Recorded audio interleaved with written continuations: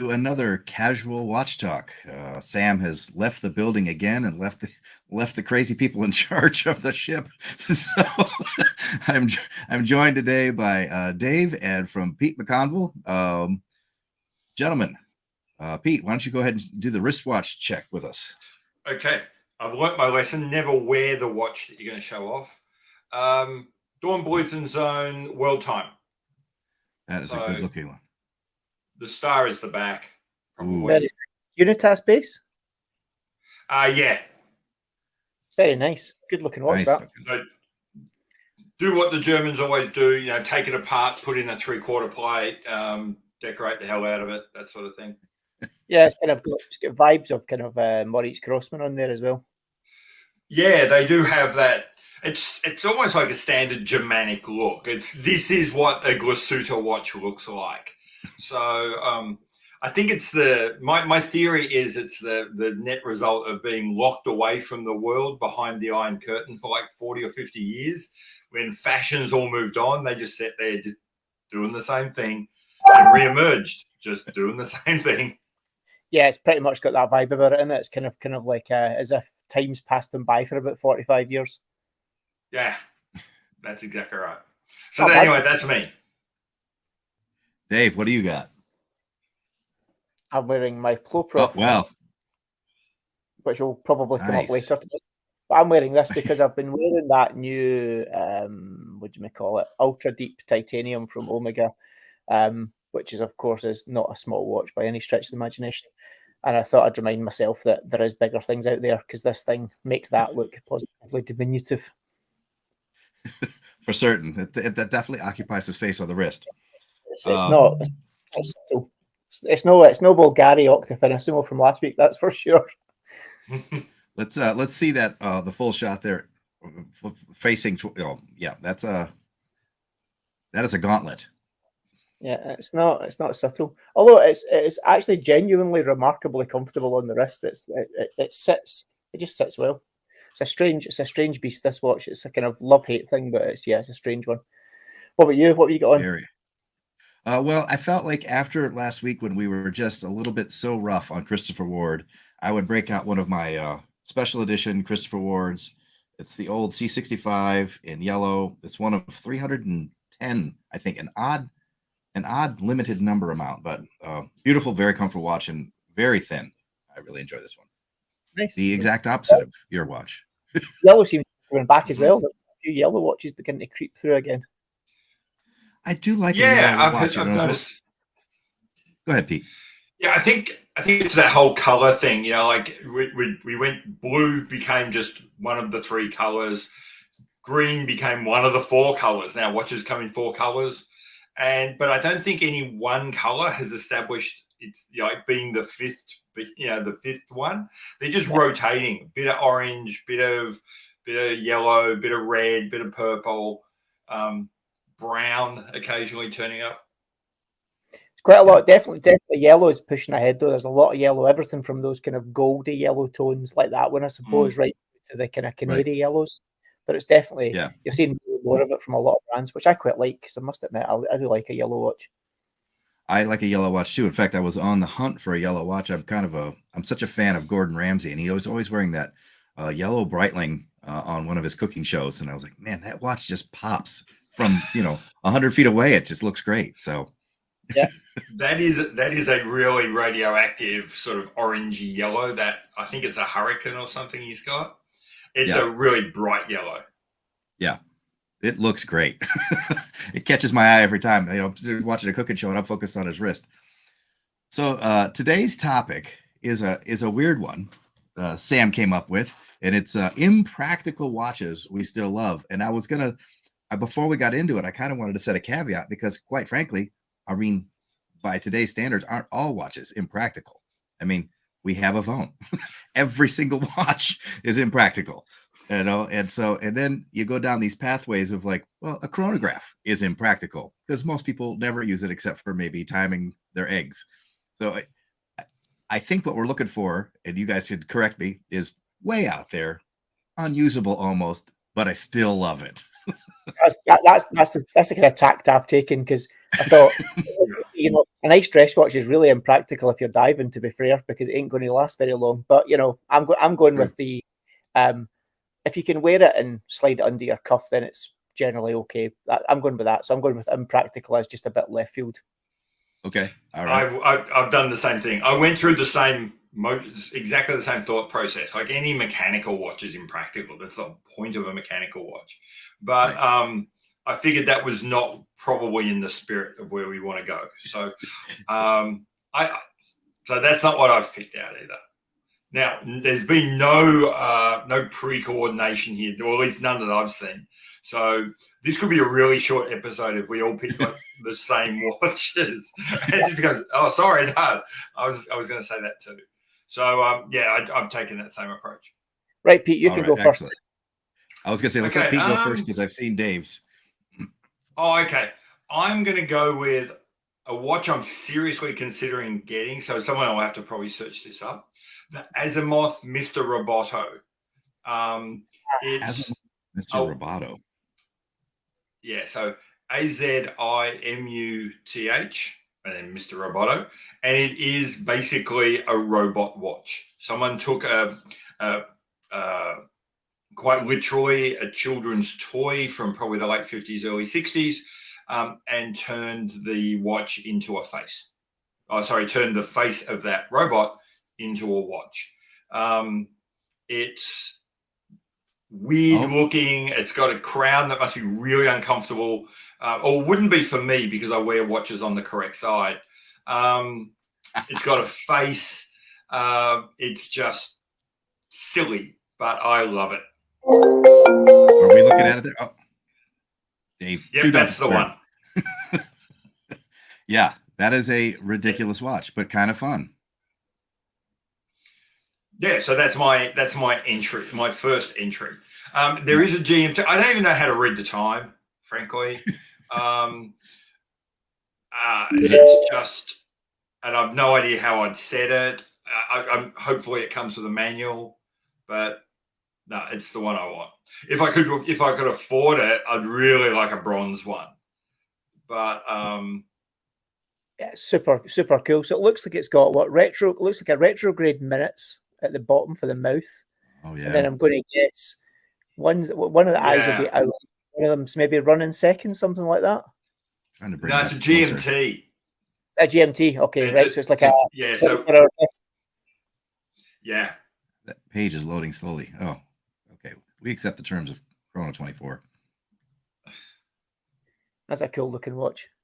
Yeah, that is cool. Oh, so. And the bronze ones are all, I think, I'm going to go out on a limb and say individually engraved. Each one has a different engraving on it. And it's not crazy thick. Got sort of that Richard Mille kind of side case profile. Yeah. So anyway, that's my entrance into the impractical watches. All right. I guess that kind of will open up the whole gambit of all, I guess, like a lot of the Chaikins and stuff like that. Any of those kind of caricature or cartoon orientated watches and stuff where they're not the practical things when it comes to reading them. No, and you're right. The Chaikin thing would be the same. I do love. You've got one of those, haven't you, Dave? I do love that watch. Yeah, I don't bother trying to tell the time in it, like, you know, and like the moon. In fact, I've had people say, don't look into its eyes too hard. At certain times of the day, it's a bit disturbing. Honest, it's just a dose of serotonin. Like, you occasionally look at it when you try to tell the time. No idea what time it is, but its eyes are going one to the wind and one to the left, and you just laugh and look at your phone. That's pretty much what I do with mine. Yeah. Well, and they've got that new one that's quite interesting because it's a lot cheaper. You guys were talking about on Scottish Watches the other day. It's more of just like a single dial or like a regulator style.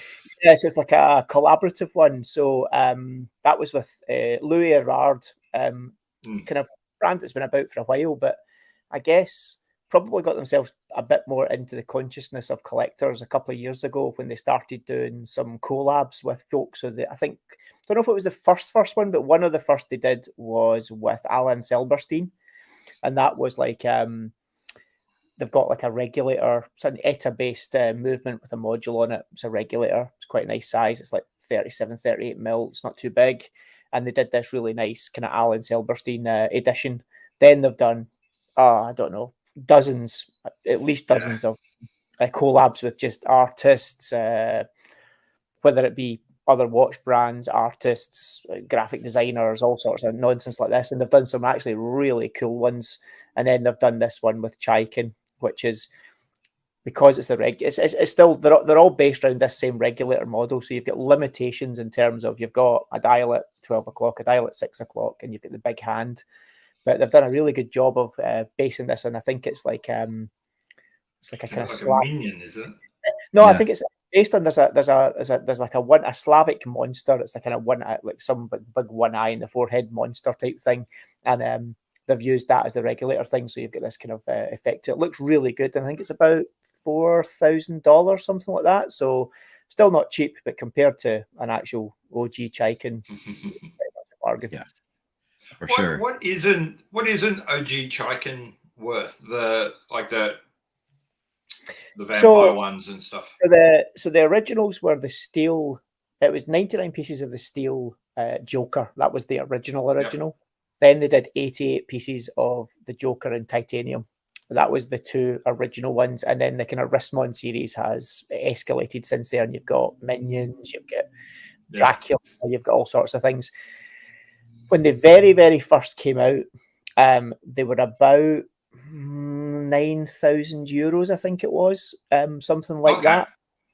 But if you want one now, I mean, you can't get the originals because they all sold instantly. But the main ones are about, if you order a one from them now, you're well into 25,000-30,000, something like that. Yeah, I was just gonna bring up some other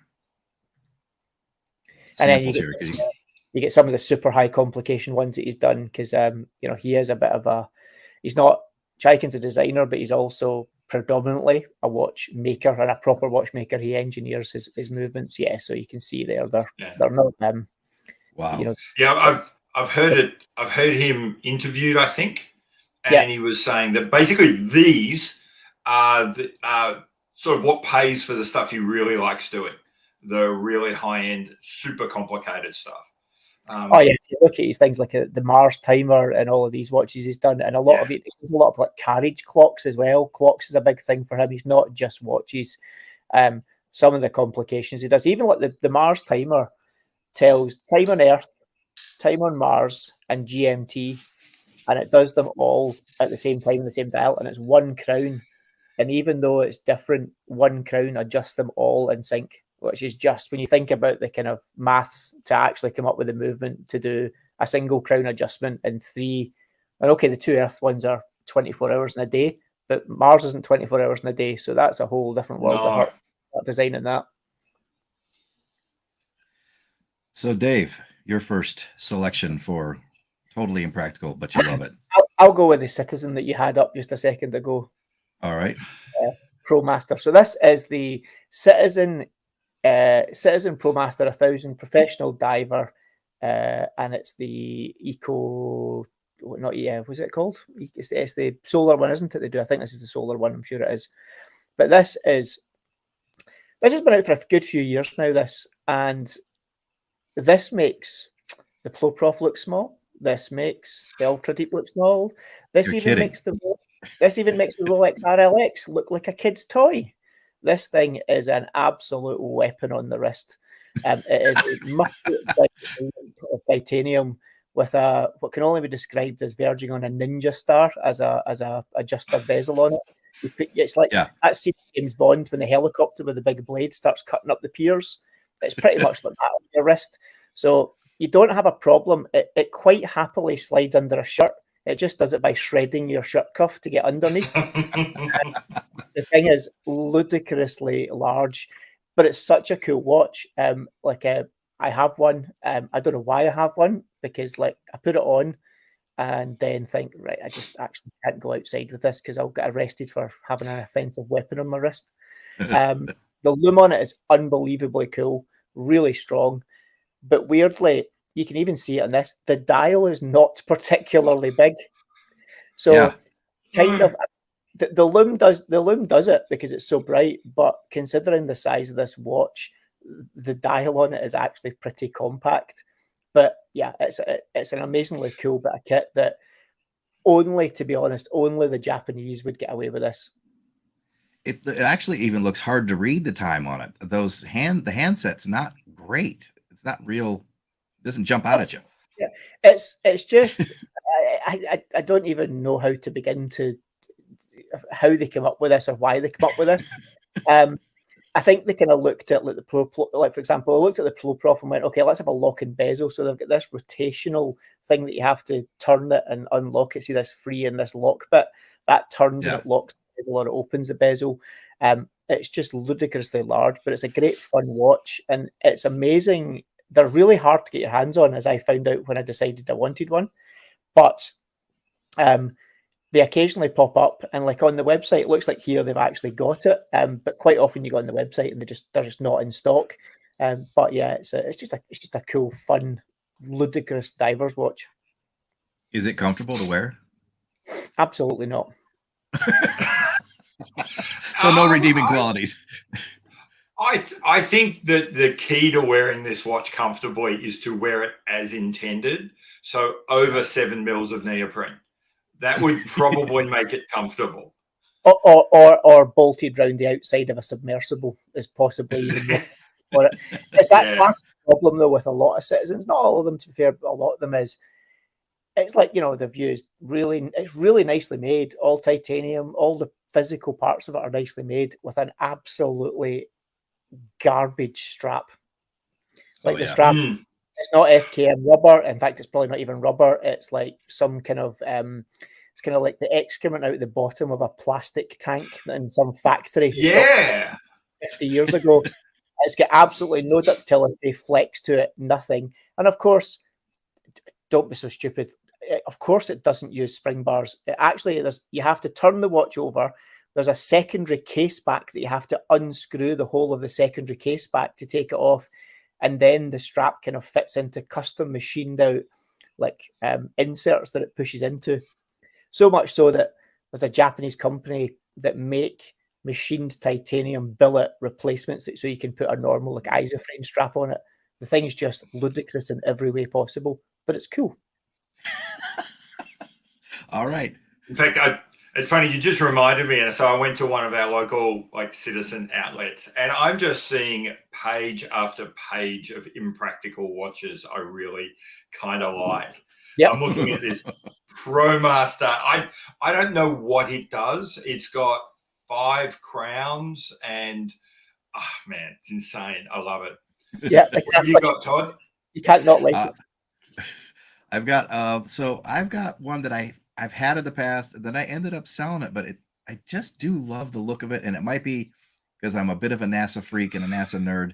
This company does some really interesting designs, but like this one, it's almost impossible to really tell the time on it, even though it's kind of obvious.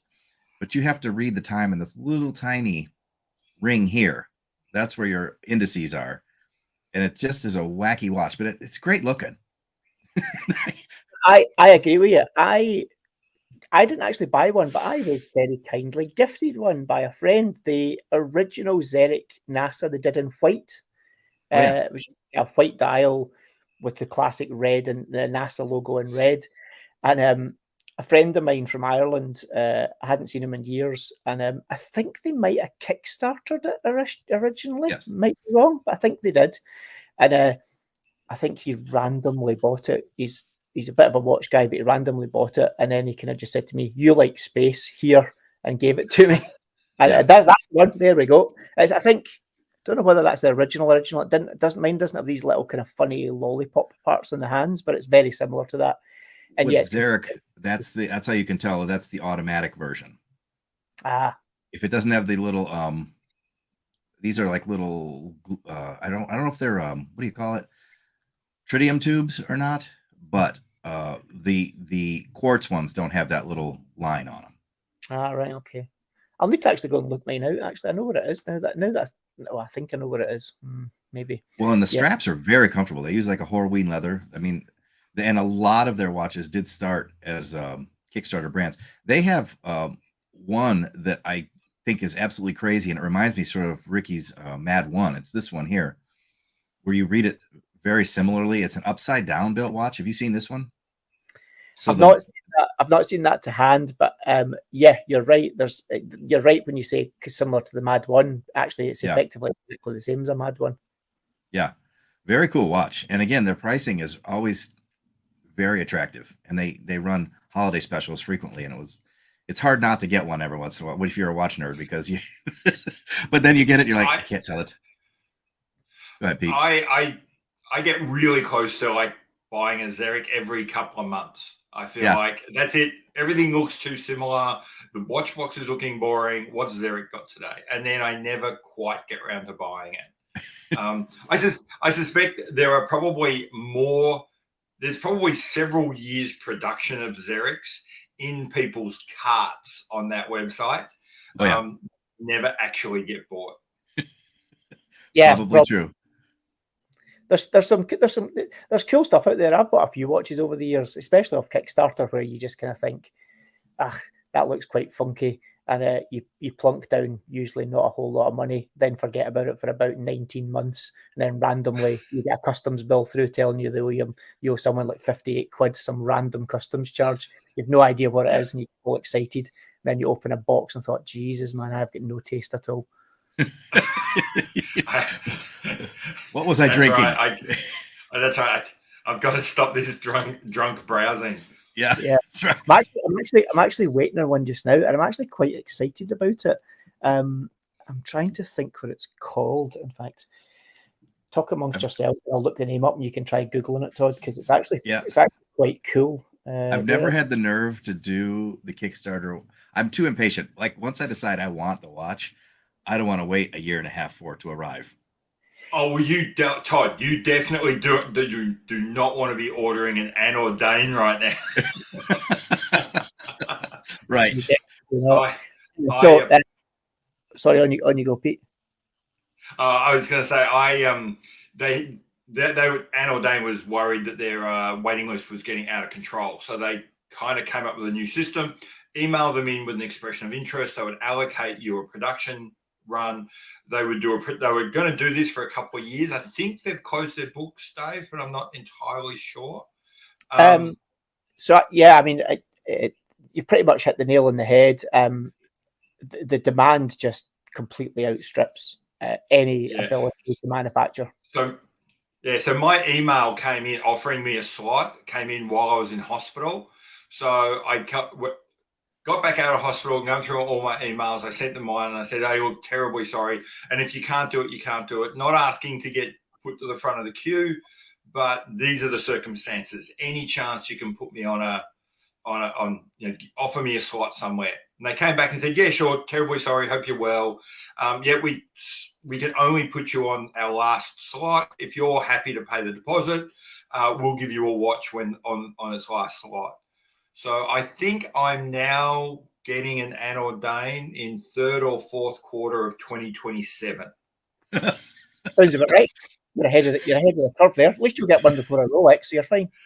Yeah, right. That's the truth. Well, it's fun. It's funny on that one. I was listening to Kat Shoulders. I think she was on one of the Worn and Wound podcasts. And she was saying that she put her name down on the same day. She basically put her name down for a Rolex Submariner and a Kelly Slater special edition Breitling, and the sub came faster. It's you just can't tell. No, unless you're asking for a Daytona. Exactly. Right. For me, I think the thing with adorned for me is at the end of the day, they can make 300-400 maximum sales a year. So it's actually a genuine waiting list. If you've got X thousand people want one, and you can make a couple of, let's say 400 in a good year, that's how long it is. That I don't have a problem with, because it's like, well, it is what it is. I want one and I'm 927th on the list. It's 3 years that I'm waiting for it. Other brands, less so. Yeah. Yeah. Anyway, I think, am I up? Oh, did you ever watch the show, Dave? I think it's back to your turn, Pete. Oh, okay. A little bit like Zeric, where you could basically just pick anything off their catalog. I'm going to go Mr. Jones. So I've got a Mr. Jones watch. So I've got the Mr. Journe's A Perfectly Useless Morning, where you can tell the time because it's the bird is before or after the acorn. Yeah, I remember this one. And it's all very clever and it's all very nice. It's almost impossible to tell the difference between what are the hands and what are the other extraneous decorations. So I never, this one's actually pretty clean. So the Perfectly Useless Morning, I can tell the time on that one pretty easily. But if you can find the morning one, which is a graphic I enjoy more, but it is loading slowly, isn't it? It's the first one. All right. It's probably loading slowly because I'm streaming at the same time. Oh my goodness. Yeah. So there you go. It's, funnily enough, it is the duller bird and leaf that tell the time. Okay. But awesome. It's virtually impossible to read, and I love it. I've actually got this. It's fantastic. I think you just sold me on this. They do some great stuff, actually. They've opened up a little store in Covent Garden in London. I popped in last time I was down a couple of weeks ago. Great wee store. They're just great fun watches. I really do like what they do. And again, super inexpensive. Yeah, the price point is shocking. Yeah. And one of the things that I love about them is there's this, sometimes in watches, there's this idea that if you want like an art watch, something where people have brought real like high art to watches, you have to be spending like hundreds of thousands of dollars. But these are like $200 or $300, but they're all, each dial is hand painted by an actual professional illustrator who's trying to tell a story. I mean, that is the very definition of art. Yeah. And it can be yours for like, what is it? 200 pounds. Yeah.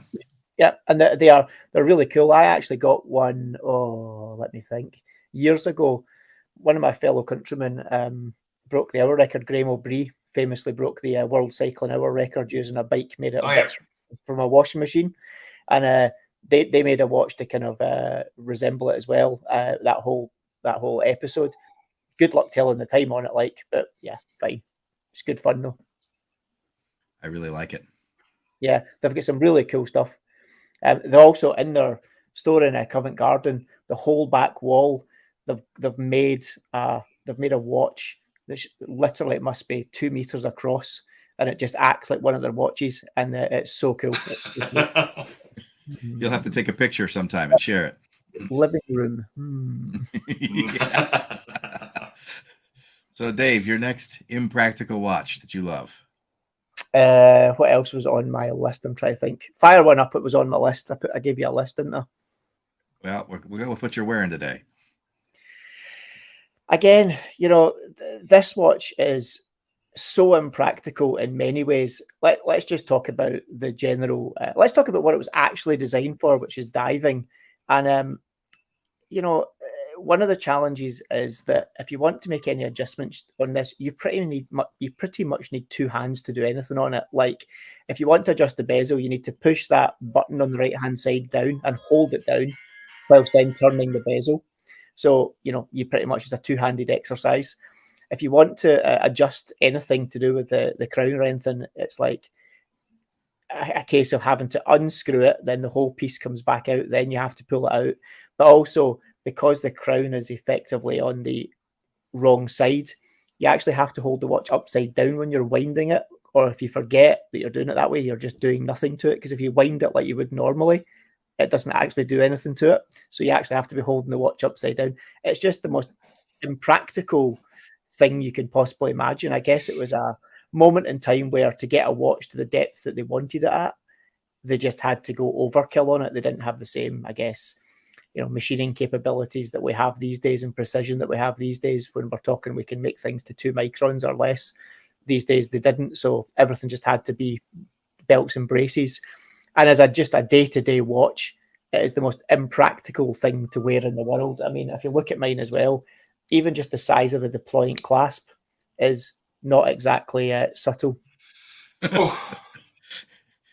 So they pulled a Rolex right on it. They just put them to the watch to give you an idea. It's At least it's well balanced. It's very well balanced, but you know the watch is not small. The clasp is definitely not. And if you go to the extent to actually expand the clasp, it can get quite large indeed, because it suddenly becomes a really, really, really big clasp. Wow. Yeah. So they pulled a Rolex Sprite on this. They didn't change the movement. They just flipped it over. Yep, pretty much. That's much. why you have to wind it upside down. Correct. Yeah. They've just moved the crown across. So don't get me wrong, I love this watch. It's so cool. It's so stupidly impractical that it becomes cool as far as I'm concerned. I just think it's a cool watch, and but yeah, good luck. Even with a normal, relatively loose cuff, you're forever catching it. It just catches and everything, because everything on it's got an edge or something that wants to grab or catch something. So it's not even like a loose cuff. It will just catch. The bezel is sharp's the wrong word. It's not sharp, but it's very, very kind of grabby, all that kind of knurling around the bezel. So yeah, it's not practical in any way, shape, or form unless you're diving, and even then, it's probably not particularly practical either. I'm certain also it's not a big fan of door jams. No, the door jams are fear. So anytime you get near it, the door just opens itself. It's like nope. Yeah. I was gonna say, one of those things. I don't think the door just fell down the stairs itself. It wasn't. That's right. I don't think this thing has feelings about door jams at all. I suspect that relationship's the other way around. Yeah, that makes sense. Yeah. All right. But yeah, it's good fun. What about you for your third? My next one is one. Now, I resisted buying one of these for a long time because they would come up all the time in Amazon. And I went, oh, is this just some knockoff thing? And then Sam did a review of one of them. You actually reviewed one of them. And I'm like, well, wait, now you guys I respect are showing respect to this brand. So now I need to look at it again. And then when I got it, I thought this watch is unbelievable. I mean, it's a design and it's an award winner on its own. I have this one in red. It's extremely comfortable. It is very hard to read the time on it. There are little ticks in here, very hidden. Like that's your 11, that's your 12, that's your 1, and the hands almost disappear on it. But man, is it a cool watch. I absolutely love it. I think this brand actually is a cool brand. You know, like they're very quiet about what they're doing in real terms. They're not super shouty. Obviously, they're a Chinese brand, which a lot of people immediately go, oh, really? Well, but they make an amazingly good quality watch, a really good quality watch. And, you know, like most of the watches are pretty impractical. I think most of them in general. I mean, like the one that won GPHG, the easiest thing in the world to tell the time. No, and I'll tell you, on my shopping list right now is a ladies' watch from them, because I don't know that it's so huge. It doesn't really bother me, and it's a full ceramic case, and it is absolutely awesome looking. Let me see if I can find it. And they have a very serious pedigree. Is it in the X collection here? Let me see if I can just sometimes these sites are not the easiest to navigate. No, they are not. No, but this ceramic watch is just gorgeous, and the price point is silly. It's like $379. And last weekend they had a flash sale where they were 20% off, and I'm kind of kicking myself because you could have got it for about $319. Yeah, that's insane. I can't. See, actually that Series X there, I've seen one of those. Ricky's got one of them, and actually, I genuinely thought I was going to hate it, and had it in hand. I've really struggled to hate it. It's not my aesthetic for sure, but you know, there's many brands like the Skeleton by B&R, Bell and Ross, sorry. Doesn't materially look intrinsically that much different to it, but I actually think it's a pretty cool looking wee thing. Yeah, they all of their designs are quite good, and I think even some of the X's are their own movement.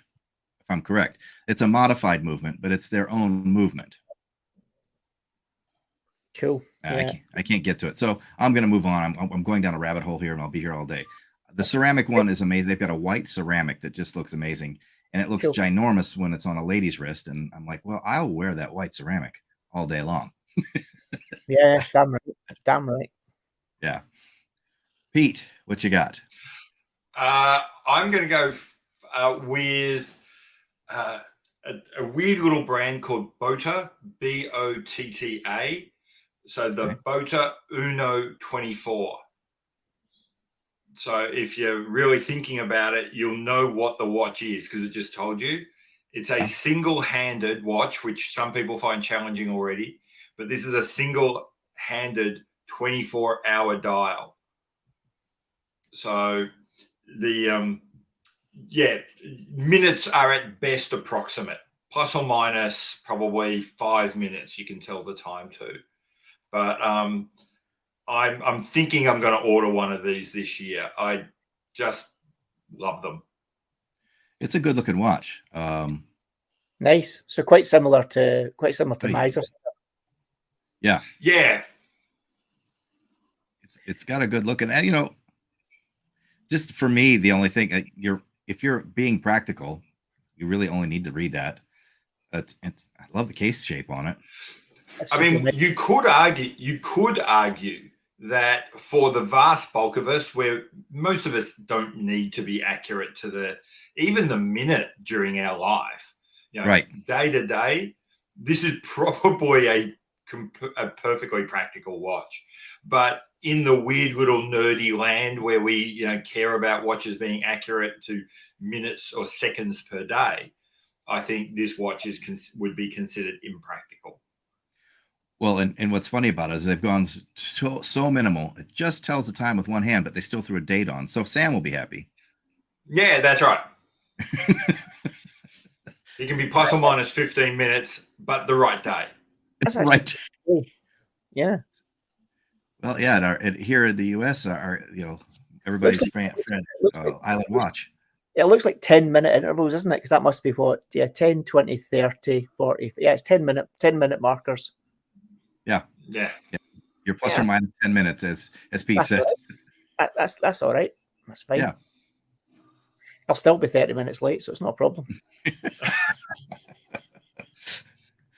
Nice. I like that one. Yeah, what do you got for us as your next one there, Dave? What will I go with? We'll go with the Bell & Ross BR01 Phantom. Yeah, this one. Because this watch, Phantom is that the radar display one? No. Oh. This is almost a Roboto watch. This is a watch where they not only felt it suitable to make sure that you couldn't tell the time in the middle of the day or at night, you just can't tell the time at all, ever. They put so much black over the loom that actually, even when you charge the loom with like a thermonuclear explosion, it still doesn't loom because it's got so much dark over the top of it. It is one of those things that's just such a cool watch. When you see it in a catalogue or you see it in the window, you're like, yeah, look at that. That's all proper stealth out. That's all super it's just the most impractical watch you could possibly imagine. You just can't tell the time. It's just, you just may as well give up.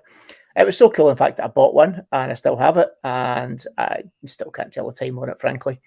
So probably better off just setting it like that at, 10 past 10 and using it for Instagram.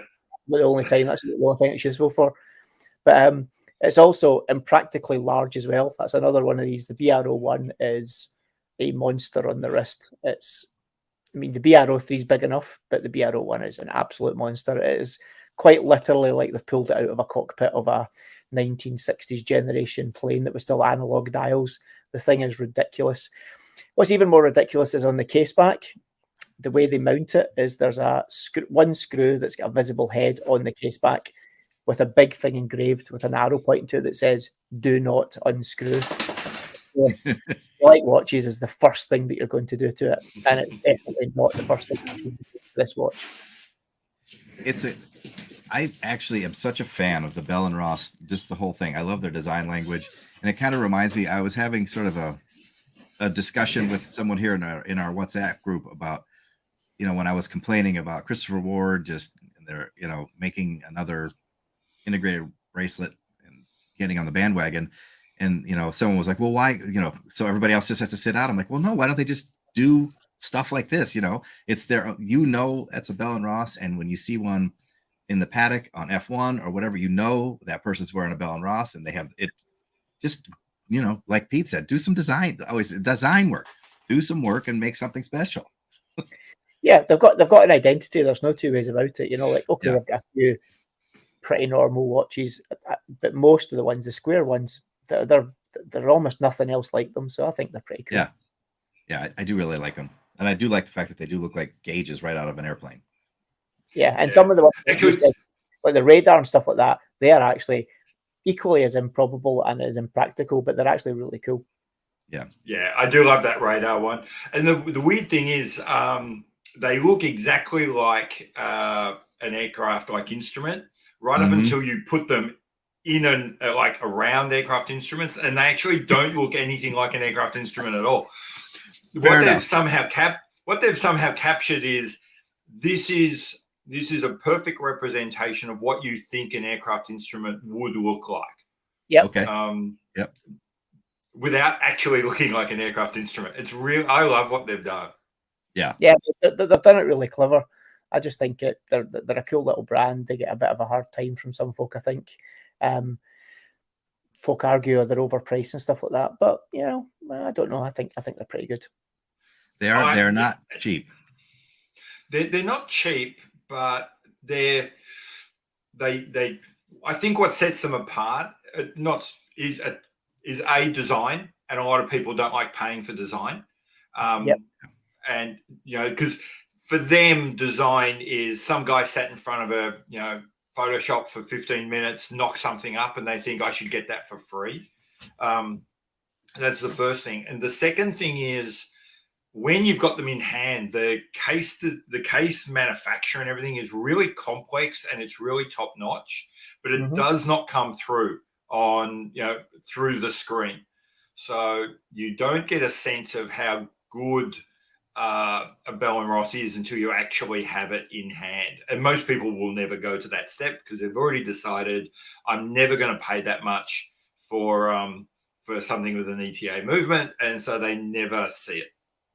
But they have no hesitation in writing about it on and slagging it off on social media. Oh, 100%. Yeah, absolutely. Well, yeah, everybody likes to be an armchair quarterback when it comes to that. There's no question.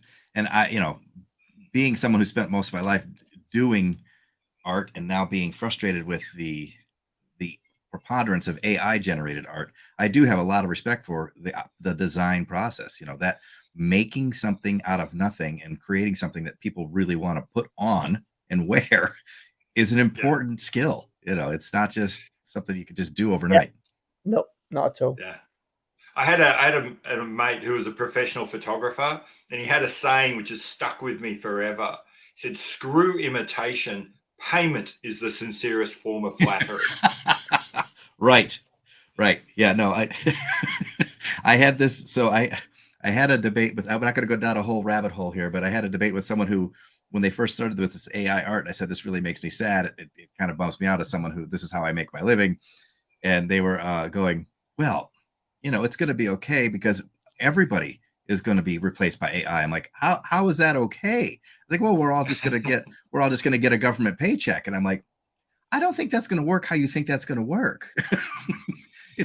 We're not going to be going to, the Maldives and stuff for free. Once we're living off of the government paycheck, we're going to be just living in a box with your meal rations for the day. It's going to be like the Matrix. The Matrix, I was going to say, yeah. Yeah, exactly. That AI is going to get real clever real fast, and we're going to realize we're dumb as shit real fast as well. Yeah, we're going to be in trouble. Yeah. Pete, we're back around to you. Back around to me. Okay. Which one will I go with? Okay. I'm going to go with the Kudoke Real Skeleton. Yeah. You're going to spell Kudoke for me. Kudoke. Now, this is another one where, and you could pick there's a bunch of German brands that just go to town on skeletonization and bringing some sort of engraving to the party. And then once you get into that, there's a lot of different motifs. These guys do an octopus one as well, which is probably even more impractical. But I don't really just like the octopus motif. But there you go. Where I was wearing so these guys, Kudoke and Benzinger and Dornbluth, the ones where I got my watch from this morning, all little, 2 and 3 man bands doing this all by hand, in southern Germany somewhere. But Kudoke, perhaps more than any of them, let them obviously eat some of the wrong mushrooms with their omelets in the mornings, and come back and turn their visions into watches. Yeah, very cool. So I'm actually a fan of. Really cool. I do love a skeletonized watch. It's kind of it's the antithesis of the whole cutout, which I know Dave loves, just to show the the regulator, but like to see all of it, I just love it, especially when it's this thought out. There's a lot going on here, the bridges and everything with the bones on this one.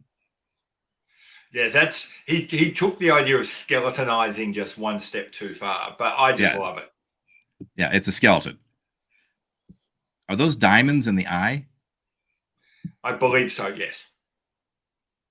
So what does something like this cost? Do they have pricing on? Oh, you request it. Got it. They are not. They're expensive, but not hideously so. Okay.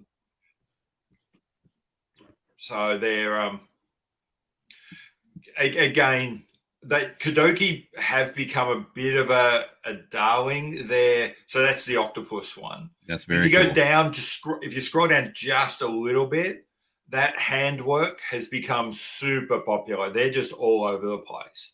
That's beautiful. So I came really close to buying that. I actually reached out to them and said because the sun and moon thing at the top is a 24-hour indicator.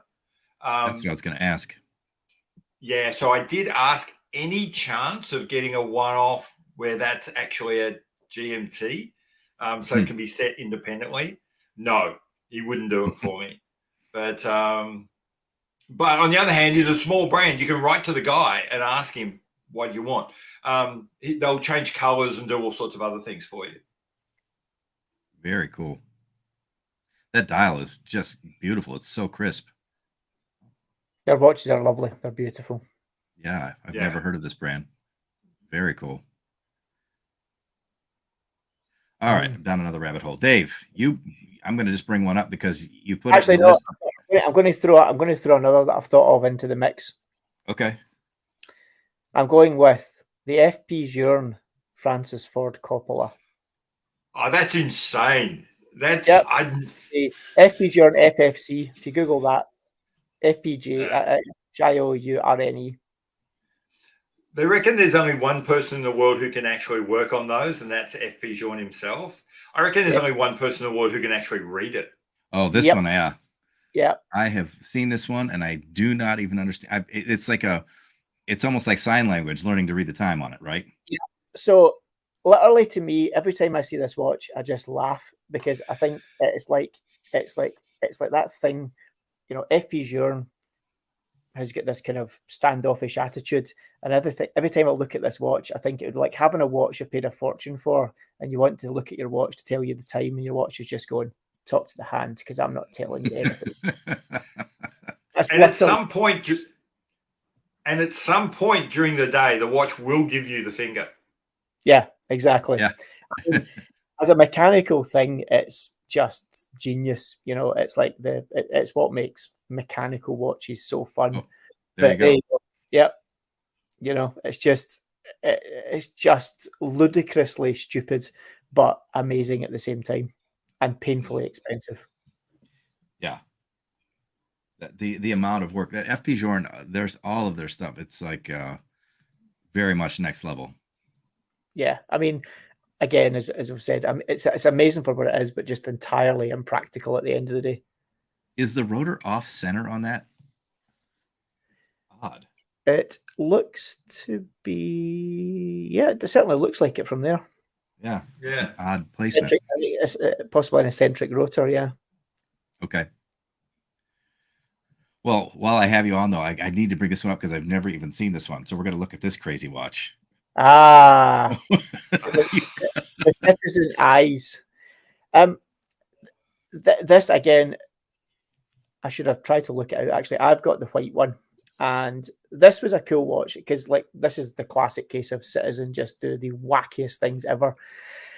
And what they did with this was it was called the eyes because obviously you've got the two eyes on it, but it's a massive domed sapphire crystal on it. It's like the nearest you'll get to like that classic Rolex diver for the prototypes where they had the hugely domed crystal. It's probably a good 20 millimeters in height in terms of the actual dome on it as well. Wow. And the whole dial, so all of the dial inside, all of the sub dials, everything basically except the hands on that is 3D printed ceramic. Wow. So it's completely sculptural and architectural. When you look at it from the side, all of those like battens for they're not appliques, but the battens, you can kind of see it there. You can see all the three-dimensionality of it as well. It's just crazy. It's absolutely crazy. It's relatively easy to tell the time in it, but size-wise, that big domed crystal on it, nothing about it's particularly practical. For once in their life, though, it's actually got a comfortable strap because it's a silicon strap. So for once in Citizen's life, they must have run out of that cheapest plastic they could possibly find for a day. But it's like I think it's stainless steel. I think it might have a little titanium band in the case, and then ceramic. Just really cool. And it says it's also an eco drive. And so on this one, it's usually easy to tell when you get because I have several eco drives. I love the design of them. It's usually easy to tell where the light catcher is, but this is the way it's built. Yeah, it's like it's the kind of where your mouse is there. That bit in the bottom there is like it's like the solar cell, and it's got solar cells there. Ultra thin layer of ceramic over the top of it. Okay. Yeah, it's just a funkily cool watch. It was like one of these utterly stupid things that they did. Yeah, I really like it. I mean, I'm a big fan of the Citizen Eco Drive as a whole, but this is beautiful, actually. You look at the size of it, though. I can't remember. Big. It says it's 43 millimeters. Yeah, probably about 43 across. That would be about right, but it's probably about 43 tall as well, to be honest. I wish I could get a profile shot. You get a sense of just how thick it is, that crystal is on that shot. Yeah, it's like a proper big domed crystal on it. So yeah, it was that first caught my attention. Actually, it was like the domed crystal, and I thought, that's quite unusual. That's quite weird, and it shows you the quality of the sapphire crystal on it must be extremely good because there's almost no parallax or kind of like distortion of the actual watch dial when you're looking down through it. So it's been done well. It's been done well. Oh, yeah. See, sometimes I actually enjoy that, but yeah, I can see that where it looks pretty crystal clear even from the side. Yeah. Not getting a lot of distortion. Really readable. Very cool. Well, unless, Pete, you've got one more you want to share with us, we can no, because that reminded me, I suppose I'll take Dave's in a slight sideways direction and say pretty much any of the Corum bubbles would fit under that same idea as well. Yeah. Again, a watch a little bit like the Zeric. Every now and then I approach buying one of these things, but never actually quite get there. I don't know whether I ever will, but I must admit I've got a little soft spot for the Corum Bubble. I think it's probably, funnily enough, it's probably not that impractical. It's pretty easy to read. It's very, very high, but the doming is kind of nice and round. You could probably wear these they are big, 44 mils or something. But no, if you want a late cheapie thrown in, I'd go a Corum Bubble. I'm bringing up a Corum Bubble. Well, no, you'll have to walk me through this. I ended up at Chrono 24. Yeah, that'd be fine. Those are kind of fun. They've got a whole load that are kind of usually, again, kind of some artist collaboration or some kind of weird and wonderful kind of view or scene they've put on them. But they are quite funky, actually. They're definitely, for me, they're very 90s. Yeah. I love the I think the whole brown on it. The whole brand is very 90s. So, speaking of watch brands that kind of just got stuck in time, that'd be Corum. Yeah, if you look at their other stuff, if you look at their other collections like the Admiral's Cup, and then they've got that ladies, the Golden Bridge watches, they're all very, the sort of watches people would be wearing on Dallas or some sort of like 90s soap opera. They do, they do have. They're very kind of dated. You're right there. Yeah, something funky about them though. Yeah, still fun. Oh, I love this one. Yeah, very cool. Well, I think that's going to wrap it up for this week. I appreciate you guys joining. We appreciate all the comments in the. In the comments. everybody joining in the conversation. We appreciate you all watching the show and hanging out with us. And thanks again. Thanks for watching. And be sure to check us out next week. Bye now. Cheers. See you.